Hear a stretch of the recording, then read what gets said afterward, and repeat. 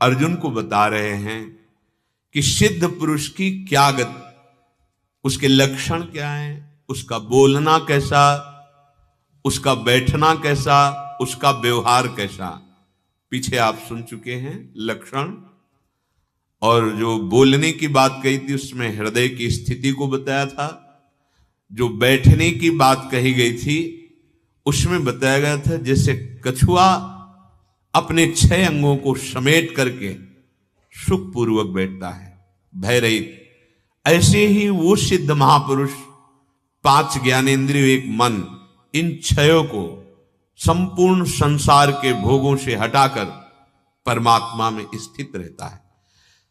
अब यहां भगवान ने बताया कि यदि आपने 5 ज्ञानेंद्रियों को भोगों से तो हटा लिया पर परमात्मा में स्थित नहीं है तो लाभ नहीं मिला। मान लो आप जितेंद्रिय हैं, मनोनिग्रही हैं, लेकिन भगवत तत्व का ना ज्ञान हुआ है ना प्रेम, तो अभी टिकाऊ स्थिति नहीं है। उसे सच्चा अनुराग या ज्ञान नहीं कहते, क्योंकि यततो ह्रापि कौन्तेय पुरुषस्य विपश्चितः इंद्रियाणि प्रमाथीनि हरन्ति प्रसभं मनः। बहुत जोर की बात है। जो विषयी पुरुष है उनकी तो ये बात ही नहीं, तो सिद्धों की तरफ बात की जा रही है। जिसने अपनी इंद्रियों को जीत लिया है, मन का निग्रह कर लिया है, पर परमात्मा में स्थिति नहीं आई है, तो अभी टिकाऊ बात नहीं है, चाहे 20 वर्ष जितेंद्रिय रहा हो। ध्यान देने का विषय है उपासक को कितना सावधान रहना है। हे कुंती नंदन, रस बुद्धि भोगों में है, इंद्रियों से भोग नहीं है, तो यत्न करने पर भी विद्वान उपासक की भी प्रमथनशील इंद्रियां संयोग प्राप्त होने पर बलपूर्वक उसे गिरा देंगी। ये ध्यान देने की बात है। इसीलिए जब तक वास्तविक सब में भगवान का दर्शन न होने लगे तब तक बिल्कुल अपने को यह न समझे कि मैं जितेंद्रिय हूं, मुझे कोई भ्रष्ट नहीं कर सकता, कभी नहीं। ये भगवान सावधान कर रहे हैं। जब तक रस में स्थिति ना हो जाए तब तक उपासक के गिरने की पूरी गुंजाइश है, चाहे वो 20 वर्ष से जितेंद्रिय हो चुका हो, 20 वर्ष हो गए जितेंद्रिय है, पर वो गिर जाएगा। अगर वो कहीं संयोग को प्राप्त हुआ तो भगवान कह रहे इंद्रियाणि मनः प्रसभम हरंती। ये दोनों का स्वभाव है मथन करके इतनी व्याकुलता पैदा कर दे कि फिर गिरी ही जाए। इसी बात को भगवान श्री कृष्ण द्वैपायन व्यास देव जी ने कहा, मात्रा स्वस्रा दुहित्रा वा न विविक्ता सनो भवेत बलवान इंद्रिय ग्रामो विद्वान समपि कर्षति।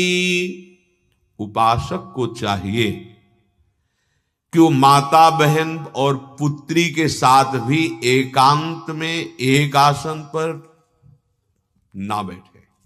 बहुत समय तक एकांत होने पर इंद्रियां ऐसे बलवान हैं, प्रमथन स्वभाव वाली हैं कि वो विद्वान को भी भ्रष्ट कर सकती हैं, औरों की तो बात जाने दो। इसी पर जैमिनी जी का उदाहरण दिया गया था।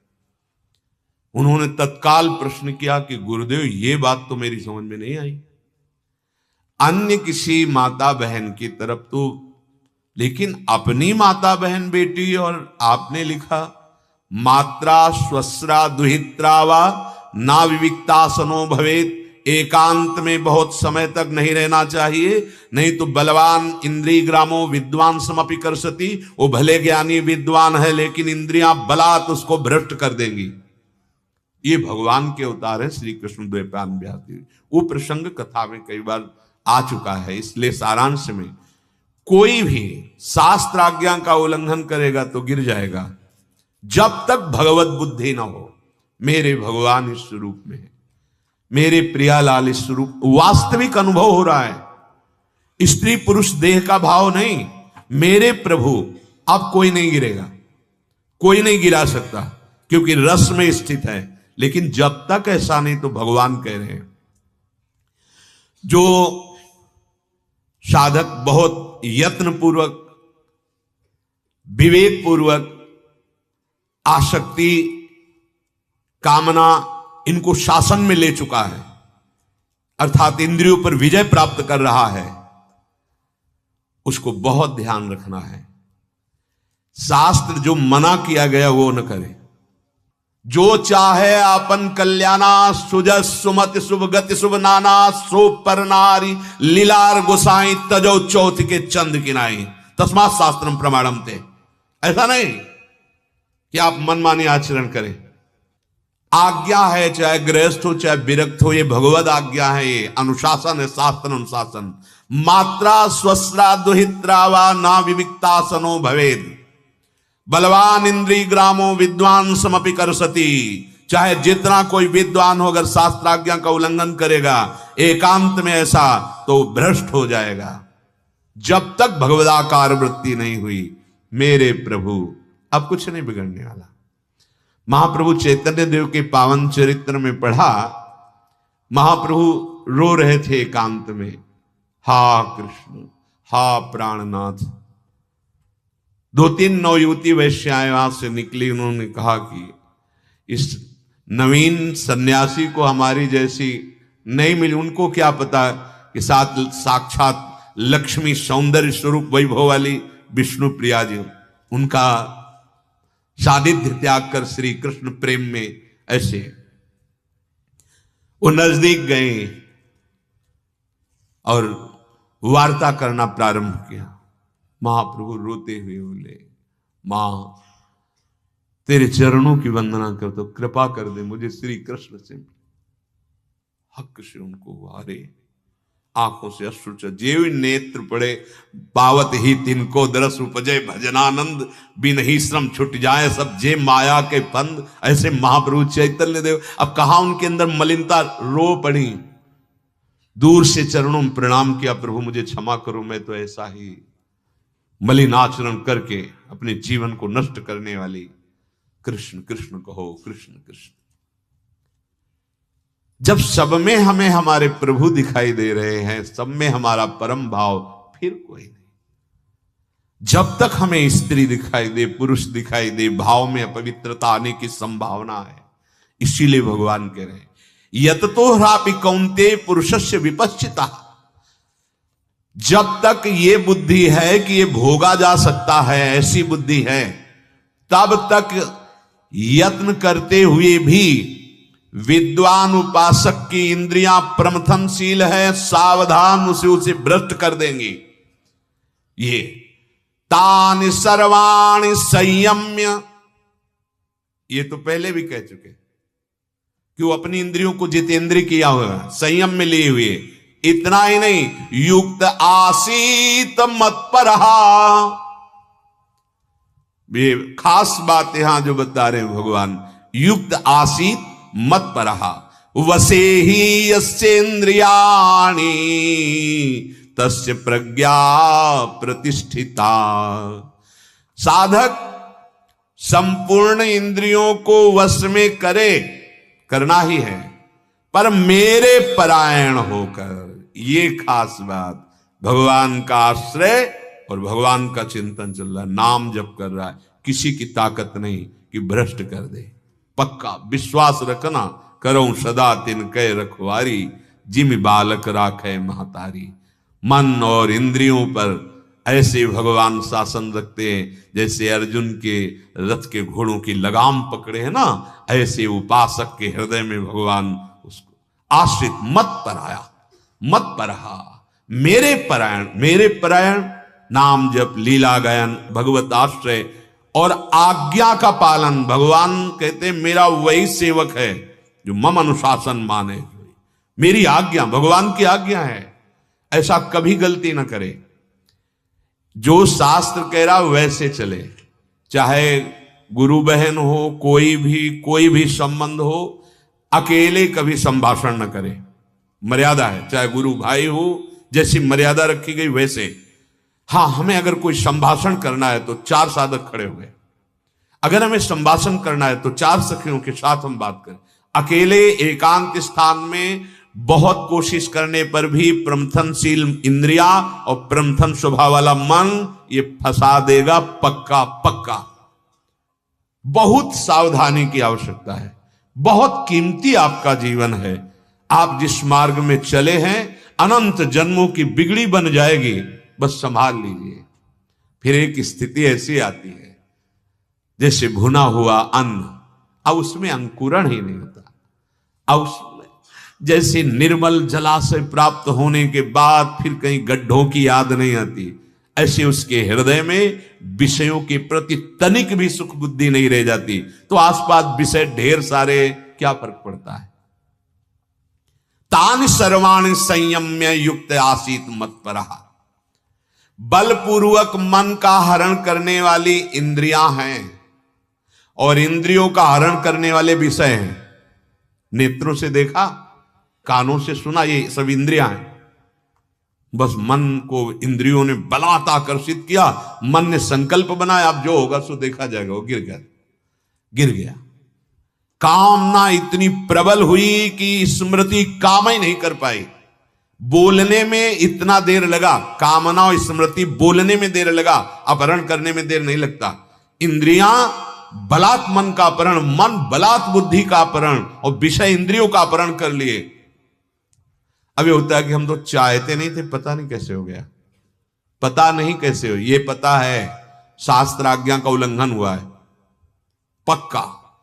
अगर गुरु आज्ञा शास्त्र आज्ञा का उल्लंघन न हो तो सच्चे हाथ उठा कहता हूं, माया की ताकत नहीं कि अपने सहायकों के साथ कुछ भी बिगाड़ सके। जब हम अपनी लक्ष्मण रेखा पार करते हैं तभी माया का आक्रमण होता है, अन्यथा पक्का विश्वास करो नहीं। क्योंकि माया मायाधीश की है और हम उनके दास हैं। मामे वे प्रपद्यन्ते माया में ताम तरंति थे। इसीलिए भगवान बोले, इंद्रियों को जीत लिया, मन का निग्रह कर लिया, लेकिन परमात्मा में स्थिति नहीं तो भ्रष्ट होने में संशय नहीं। भले वो कितना बड़ा विद्वान हो, अगर शास्त्राज्ञा का उल्लंघन करके कहीं भी एकांत ऐसा सेवन तो नष्ट हो जाएगा। क्या करे, तानि सर्वाणि संयम्य युक्त आसीत मत्परः। जब मेरे परायण हो गए तो मेरी जिम्मेवारी बन गई, योगक्षेमम वहाम्यहम्, और मेरे परायण हो गए तो रस बुद्धि भोगों की खत्म हो जाएगी, पक्का। ये भी पक्का। जब भगवदानंद का स्फुरण होता है या भगवदानंद की प्रबल लालसा होती है, लगन जिसे कहते हैं, उसी में ब्रह्मादिक के भोग सब विषम लागत ताय, नारायण ब्रज चंद की लगन लगी है जाए। बिल्कुल सावधान। अगर आप थोड़ा भी भजन करने लगे तो आप देखिए थोड़ी भी गलती आपको जलाने लगेगी, आपके हृदय में अशांति पैदा हो जाए। यह है भजन का फल।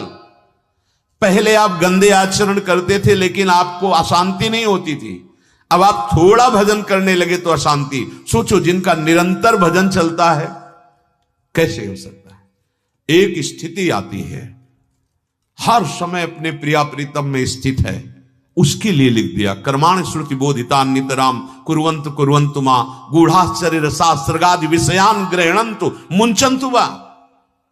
वो कोई फर्क नहीं ऐसी महान स्थिति में। लेकिन जब तक अपने अंदर वो स्थिति नहीं है, वो हृदय में आती तो पता, जैसे कैसे हम जानेंगे स्थिति है, तो जब पेट भर जाता है तो दूसरा बताता है क्या, बंद कर दो आपका पेट भर गया। वो हृदय में स्थिति जागृत होती, जाने मोरी छाती, वो हृदय ही जानता है। वसे ही यस्येन्द्रियाणि तस्य प्रज्ञा प्रतिष्ठिता। जो इंद्रियां बलवान मन का अपहरण कर लेती हैं, साधक सावधान सजगता पूर्वक रहे। जो गुरुजन है बड़े सावधान वृत्ति से आपको जो शासन में लेते हैं उसको स्वीकार ना करे तो बह जाओ संसार में। कोई भी दृश्य आपको फंसा सकता है। जिनके पास मोबाइल है बहुत अच्छा लाभ ले सकते हो आप। बड़े बड़े महापुरुषों के सत्संग सुन सकते हो, बड़े बड़े महापुरुषों के दर्शन कर सकते हो, कहीं भी किसी भी धाम की लीला का दर्शन कर सकते हो, रास दर्शन कर सकते हो। गंदी बातें क्यों देखो, जिससे हमारा मन चंचल हो क्यों देखो। हम बार बार एकाग्रता, ऐसे तो किसी माता बहन को एकाग्रता पूर्वक समाज में देख नहीं सकते, पर आपके पास यंत्र है एकांत होश में सजगता पूर्वक अपनी इंद्रियों को विषयों का दर्शन करने से भी बचावे जब तक भगवत प्राप्ति न हो। बहुत सावधान रह। नैमिषारण्य के एक महात्मा आते थे, वो प्रयास से रहते, चलो स्वामी जी भिक्षा के लिए चल, पीछे पीछे, ना बोलना ना देखना, बैठे बस। बहुत नारायण बोल दिए तो बोल दिए, नहीं बोल। हरि बाबा लाखों भगत थे, पर वो ये गुरुजन महापुरुष ऐसे क्यों रहते हैं? क्या इनमें सामर्थ्य नहीं? क्या ये देख नहीं सकते क्या? अरे नहीं भाई, इनकी दृष्टि में केवल प्रभु बैठे हैं। पर तस्मा शास्त्रम प्रमाणम थे, बहुत होश में। शास्त्र आज्ञा का उल्लंघन करने वाला सिद्ध हो नहीं सकता। जो सिद्ध पुरुष हैं वो तो इसी से सिद्ध हुए हैं, तो उनका स्वभाव ही बन गया है। मनमानी आचरण करने वाला कभी भगवदानंद का अनुभव नहीं कर सकता। तात्पर्य यह हुआ कि साधक जब अपनी इंद्रियों को वश में करके, मन को वश में करके प्रभु में लीन होने के लिए चल रहा है, तो अभिमान न करे कि मैं जितेंद्रिय हूं। दूसरी बात, ये जब अभिमान होता है तब मेरा कौन क्या बिगाड़ लेगा। अब दो बातें आ गई और दोनों गिराने वाली है। पहली हुई शास्त्र के विपरीत बात, इंद्रियों और मन को जो हम जीत पाए हैं वो गुरु कृपा से जीत पाए हैं। उनके द्वारा दी हुई युक्ति, उनके द्वारा दिया हुआ मंत्र नाम से, तो गुरु कृपा से हमारी इंद्रियां, हमारा मन, हमारे शासन में आया, हम उनकी गुलामी से मुक्त हो रहे हैं। मुझे कोई बिगाड़ नहीं सकता, ऐसा अभिमान नहीं। इतने बड़े भगवत अवतारी, भगवत पार्षद अगर अहम कर लें तो धूल दूसरी तहम कर देते हैं भगवान। अपने लोग तो बहुत ही कृपा से केवल चल रहे, छोड़ दिया जाए तो दलदल में गिरे हुए हैं। अपनी बात कहते हैं, अपने लोग तो ऐसे चल रहे हैं जैसे दुकान की सामग्री देख के बच्चा दौड़े लेने के लिए, पर बहुत जोर से मां ने कलाई पकड़ रखी और झटक के वो अपने समय, ऐसे नहीं चल, ऐसे चल रहे।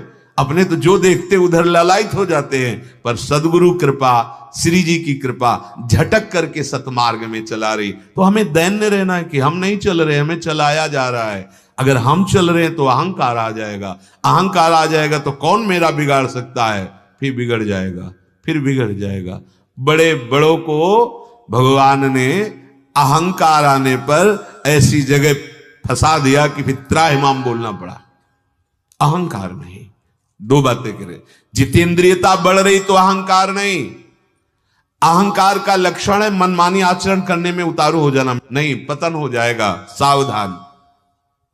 अभिमान साधक को जहां आया वहीं से उन्नति खत्म, पतन शुरू। भगवान से विमुख करना अभिमान का लक्षण है। इंद्रियों का संयमन अपने बल का अभिमान से नहीं होता, भगवत कृपा से हो रहा है। प्रभु बड़ी करुणा कर रहे हैं। हमारा जो प्रयास हो रहा है भगवत बल से हो रहा है, भगवत कृपा ही है। इसलिए मत परायण भगवान बोला, मत परा। भगवान की कृपा का हर समय चिंतन होना, और भगवान के परायण का तात्पर्य है भगवान की आज्ञा पालन करना। अब उसकी सिद्धावस्था में कोई संशय नहीं होगा, वो सिद्ध हो जाएगा। हमारी इंद्रियां, हमारा मन संयम में हो रहा है, इसका अभिमान नहीं, क्योंकि भगवत कृपा से हो रहा है। मेरे करुणा निधान आराध्य देव गुरुदेव कृपा कर रहे हैं, इसलिए ऐसा हो रहा है। दूसरी बात, भगवत आज्ञा का उल्लंघन नहीं। जब लिखा हुआ है कि नहीं संभाषण करना एकांत में, नहीं बैठना एकांत में, नहीं मिलना, तो आपको वैसे ही आचरण करने चाहिए। साधन की सिद्धावस्था दो भाव, पहला सब कुछ भगवत कृपा से हो रहा है, अभिमान नहीं। दूसरा मेरे गुरुदेव हरि का जो आदेश है वैसा अक्षरशः जीवन में होना चाहिए। मानव शरीर मिला, बहुत बड़ी हरि की कृपा। सत्संग मिला, बहुत बड़ी हरि की कृपा। साधना मिली, बहुत बड़ी हरि की कृपा। साधना में रुचि हुई, बहुत बड़ी हरि की कृपा। अब सिद्ध भी हो जाओगे हरि की कृपा से। बस प्रभु की कृपा पर दृष्टि रखो, आज्ञा उल्लंघन नहीं। आज्ञा उल्लंघन करने में देर नहीं लगती साधक को, वो डरता नहीं है। अरे यही डर अपि हरिवंशित, डरो, आज्ञा उल्लंघन कर दोगे फिसल जाओगे, बहुत ही फिसलन है। पर साधक जब अपने मन बुद्धि के अनुसार चलता है तो आज्ञा का महत्व नहीं समझ पाता। हाँ कहा था ऐसा, लेकिन व्यवहार में तो ऐसा हो करना पड़ेगा ना। अगर आपको व्यवहार करने की आज्ञा दी तो सामर्थ्य भी दी, पक्का समझ लेना। गुरु कृपा कवच तुम्हारे ऊपर लगा रहेगा, जाओ तुम बात करो, देखते कौन बिगाड़ सकता है। नहीं बिगाड़ पाएगा, क्योंकि गुरु कृपा कवच है, आज्ञा हो गई, जाओ। जैसे भगवान आज्ञा करें, लड़, युद्ध कर इनसे, तो भगवान कवच की तरह बैठे रहे। बड़े बड़े दिव्यास्त्र उनकी दृष्टि मात्र से नष्ट हो जाते थे। तो जब गुरु कृपा, हरि कृपा, फिर आपको अगर व्यवहार का आदेश है तो कोई नहीं भ्रष्ट कर सकता। और अगर आपको आज्ञा है परमार्थ में कि व्यवहार शून्य जीवन, तो आप व्यवहार बिल्कुल स्वीकार न कीजिए, नहीं तो आप फिर भ्रष्ट हो जाएंगे। उपासक की प्रधानता आज्ञा पर रहनी चाहिए, पुरुषार्थ आज्ञा की पूर्ति में, ना कि आज्ञा उल्लंघन में। अतः भगवान की विशेष कृपा उसके ऊपर होने लगेगी और वो भगवत परायण हो जाएगा। जो भगवान कह रहे मत परहा, प्रभु के परायण का मतलब केवल प्रभु से अपनापन और उन्हीं में महत्व बुद्धि। प्रभु मेरे हैं, मैं प्रभु का हूं, संसार में कोई मेरा नहीं है और मैं संसार का नहीं हूं। ये आ जाएगा भगवत कृपा से। बोले अगर संसार मेरा कोई नहीं, इसमें मैं किसी का नहीं, तो फिर ये घर गृहस्थी कैसे चलेगी? भगवत भाव, उससे और ज्यादा प्रीति, उससे और ज्यादा निर्मलता। जरा सा तुम्हारे घर में कोई विपरीत बोल दिया, लड़ाई कर बैठे, क्या प्यार है? जब प्रीति आएगी, भगवत भाव आएगा तो मुस्कुरा कर टाल दोगे और बढ़िया गृहस्थी का व्यवहार बनेगा। प्रभु ऐसे उपासक के भाव में हर समय बने रहते हैं। ध्यान दीजिए, जिसके हृदय में निश्चय हो गया कि मैं प्रभु का, प्रभु मेरे, मैं संसार का नहीं, संसार में कोई मेरा नहीं, हर समय प्रभु उसके भाव देश में बने रहते हैं। यही अनन्य भजन है। साधक का मैंपन प्रभु में समर्पित हो जाता है। साधन की सफलता भगवत परायणता में है। बड़ी महिमा है जो भगवत परायण साधक हो गए हैं। वशे ही यसेंद्रियाणि तस्य प्रज्ञा प्रतिष्ठिता, वो अपनी इंद्रियों को वश में करने वाला भगवत परायण महापुरुष सिद्ध कहा जाता है। श्री भगवान कह रहे हैं, यदि आज्ञा उल्लंघन करोगे, यदि मेरे परायण नहीं रहोगे, तो ध्यायतो विषयान पुंसः, बहुत ध्यान देने योग्य बात है। ध्यायतो विषयान पुंसः संगस्तेषु उपजायते, संगात् संजायते कामः, कामात् क्रोधोऽभिजायते, क्रोधात् भवति सम्मोहः, सम्मोहात् स्मृति विभ्रमः, स्मृति भ्रंशात् बुद्धिनाशो, बुद्धिनाशात् प्रणश्यति।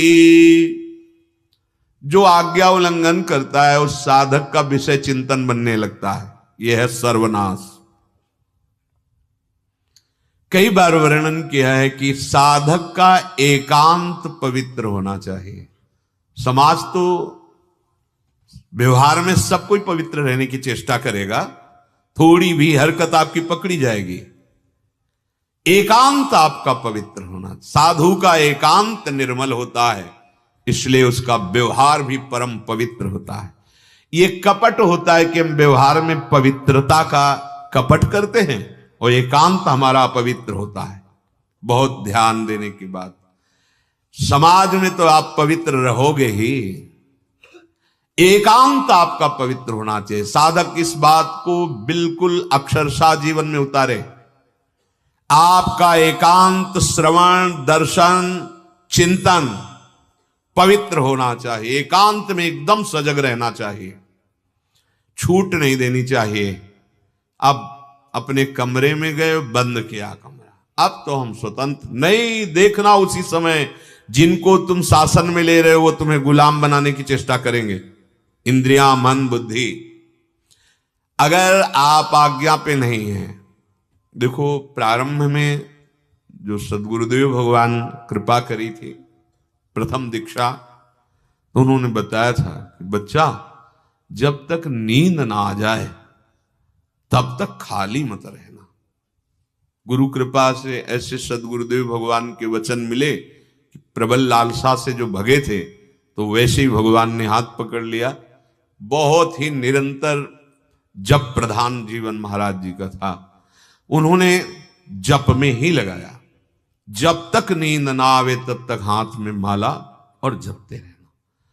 कुछ पाठ के क्रम और अधिक जप में लगाया, प्रारंभ से ही जप में, और कहा इस माला से जपने की परिपक्व अवस्था है कि बिना माला के प्रति श्वास में अधिक से अधिक नाम और मंत्र का अभ्यास किया जाए।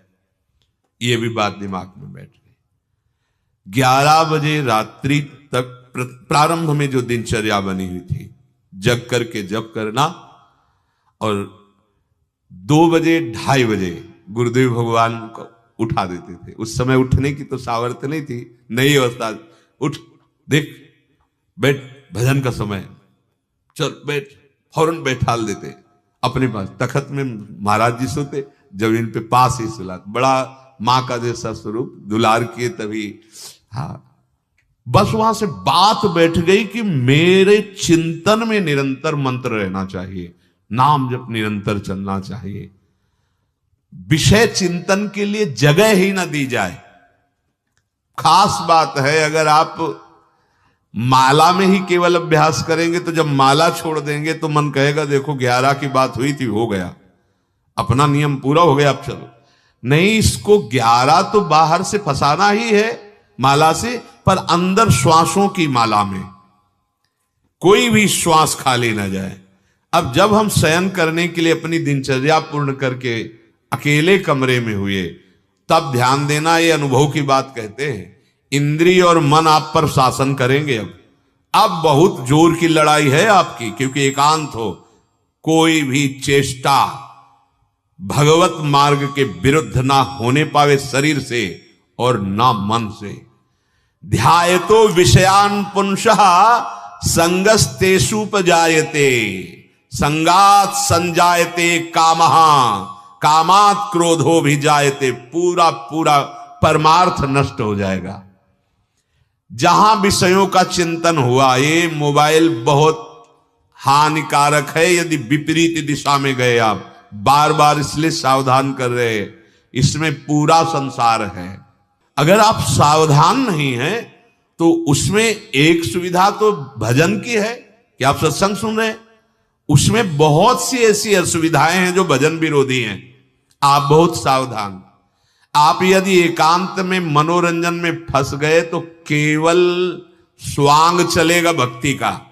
सत्संग इतना प्रभावशाली है कि हमारे जीवन को बदल दे, पर कुसंग इससे कम नहीं है, क्योंकि बहुत जन्मों से हमारा कुसंग में अनुराग रहा है। अब वो कुसंग क्या करेगा, सत्संग की बात का मिटिया मेट कर देगा। इसलिए सबसे प्रार्थना है, चढ़ना बहुत कठिन होता है, फिसल के गिरने में सेकंड लगते हैं। शायद है कोई अच्छा उपासक क्यों एकांत में कुसंग करेगा, पर मोबाइल से कुसंग करने में उसको कोई संकोच नहीं लगे, कोई देख नहीं रहा। तो भाई ये किसी और के साथ नहीं कर रहे हो, आप हमें धोखा नहीं दे रहे हो, आप अपने को धोखा दे रहे हो। कोई भी विषय बढ़ावे की बात सुनोगे, देखोगे तो ध्यायतो विषयान पुंसः, आपका ध्यान विषयों का बनने लगेगा, चिंतन विषयों का होने लगेगा। अगर चिंतन प्रभु का हो रहा है, सच्ची बात मानना, वो कहीं भी हो, कुछ भी उसका नहीं बिगड़ सकता। तभी कहा है गृहणंतु मुंचन्तु वा, चिंतन अनन्यस चिंतयन्तु माम। यही सिद्ध पुरुष का स्वरूप होता है। कोई भी चेष्टाएं हो रही, उसका चिंतन भगवदाकार, अब कुछ नहीं बिगड़ने वाला। तो क्या उससे भी पापाचरण होता है क्या? नहीं, पापाचरण अहंकार से होता है। अहंकार तो न जाने कहां लीन हो गया परम सत्य में, अब वो केवल यंत्रवत चेष्टाएं हो रही हैं। विषयों का चिंतन न होने पावे भाई, खास बात भगवान यहां वर्णन कर रहे हैं।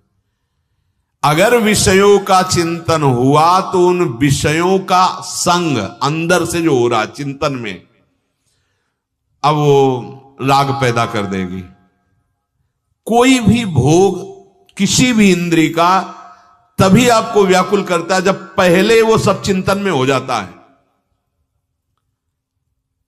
आज ये चीज खाई जाए, वो चीज आएगी चिंतन में, उसका स्वाद आएगा, खाने की प्रक्रिया आएगी, अब मन में संकल्प बन गया। यहां सावधान रहना है। जिस समय आपका मन विषय चिंतन किसी भी विषय में, उसी समय उसको डिलीट करो। राधा राधा राधा राधा राधा राधा राधा राधा, वो कहेगा चुप रहो, देखो हम कितनी बढ़िया चीज भेज रहे हैं आपके सामने से, देखो इसका मनन करो। बस आपको उसकी सुनने नहीं लगी, राधा राधा राधा, वो जलेगा, वो आपको परास्त करना चाहेगा। राधा राधा राधा राधा राधा, बच गए। आया था वेग, जीत गए। यम ही न व्यथ्यन्ते ते पुरुषम पुरुषर्षभ, जो ऐसी व्यथा से व्यथित नहीं हुआ वो श्रेष्ठ महापुरुष, वो अमृत पद का अधिकारी हो जाता है। ध्यान दीजिए, एकांत में या कहीं भी विषय चिंतन ना होने पाए। कोई भी विषय में तभी परास्त करता है, लुभायमान करता है जब उसका चिंतन हो जाता है। चिंतन से बच जाओ तो सामर्थ्य नहीं विषय की कि गिरा दे आपको। पहले चिंतन, जहां चिंतन जाना चाहिए, आज तो जुवत तेरो बदल आनंद भर्यो, वहां आनंद। ऐसे ही हर इंद्री का विषय आप देख लेना, पहले चिंतन। अब उपासक गाढ़ चिंतन में जहां डूबा, फट से संकल्प बना मन में, संकल्प बन गया, अब हिम्मत नहीं तुम्हारी कि तुम रोक सको। संकल्प नहीं बनने देना। स्फुरणा हुई, रोको उसी स्फुरणा से। कैसे? राधा राधा राधा, मन में नहीं, ऊपर से शुरू करो, जबान से, क्योंकि मन तो संकल्प बनाने के लिए तैयार हो गया। ये सब युद्ध की बात कर रहे हैं, अपने हृदय की बात कह रहे हैं। इसके जीतने का उपाय है यही। ये कहेगा मत बोलो राधा इस समय, पक्का इतना उसको बुरा लगेगा, वो बार बार आपके सामने। जैसे देखना, आप जब किसी विषय चिंतन में हो तो कभी भगवत चिंतन में ऐसे नहीं डूबे होगे जैसा उसमें डुबाएगा। पूरा स्वाद पूरा सामने, कहां हो? मतलब इतना एकाग्र थे आप उस विषय चिंतन में। ये बस साधक सावधान, ये मन और इंद्रियों के जाल हैं, बहुत सावधान। जीवन में यदि कभी कोई गलती हुई है, उसका संस्कार पूरा मन छुपाए हुए रखा है। वो उसका वो अग्नेय बाण है, आग्नेय अस्त्र, कि जहां आप भजन में तन्मय हो गए वो छोड़ेगा आग्नेय अस्त्र। ये अब वो भजन गया, चिंतन न होने पावे, बस उसी समय रोको। यद्यपि कलयुग का एक महान प्रताप रखा गया है कि मानसिक चिंतन में यदि पाप हो जाए तो दंड नहीं मिलेगा, पर इतनी पवित्रता नहीं है कि आप रुक पाओ। संकल्प बन जाएगा, संकल्प बन गया तो फिर भ्रष्ट होने में देर नहीं लगेगी। बहुत सावधानी का विषय। ध्याय तो विषयान पुंसा, इसीलिए हर समय हमें नाम जप करना है। हर समय इसकी पूरी व्याख्या आगे होगी। अपने को यह ध्यान रखना है, खास बात, जहां हमारी इंद्रियां और मन किसी भी विषय के, अगर हिम्मत हो तो एक बात और कर लो।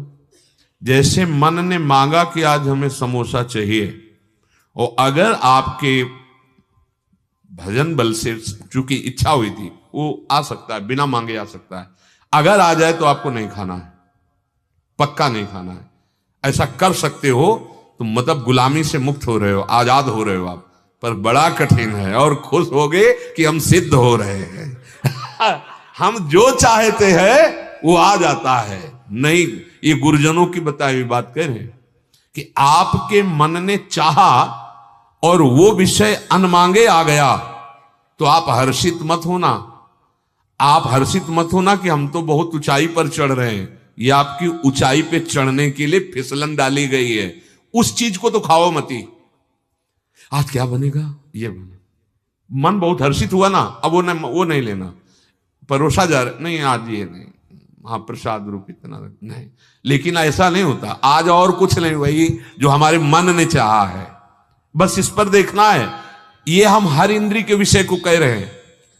अगर हमारी इंद्रिय और मन ने हमारे लिए जाल रचा चिंतन करके किसी भी भोग विषय का, और अगर वो हमें प्राप्त हो रहा है तो हमें नहीं भोगना है, चाहे वो पवित्र भोग ही क्यों ना हो। तो आप मन बुद्धि चित्त अहम अंतःकरण चारों को पवित्र करने में समर्थ हो जाएंगे। आप इंद्रियों के गुलाम नहीं, इंद्रियां आपके अधीन हो जाएंगी। भगवान नाम जप और सत्संग से प्राप्त युक्तियों के द्वारा, बहुत मन चंचल है, बहुत इंद्रियां चंचल हैं, पर गुरु जी के द्वारा दी हुई युक्ति से ये नहीं निकल सकते, ये नहीं भाग पाएंगे। अपने अगर अहम आ गए तो इनकी युक्ति से आप नहीं बच पाएंगे, बड़े बड़ों को फिसला देते। इसीलिए कहा चाहे शिव विरंच सम होई, बिन गुरु भवनिधि तरह न कोई। नाम जप करो, भगवदाश्रित रहो, जो सत्संग सुनो उसका खूब मनन करो। जीवन बहुत थोड़ा है, कब तुम्हारी आखिरी श्वास हो जाए इसका पता नहीं है, इसलिए हर श्वास में राधा राधा राधा शेष चर्चा आगे। श्री राधा वल्लभ।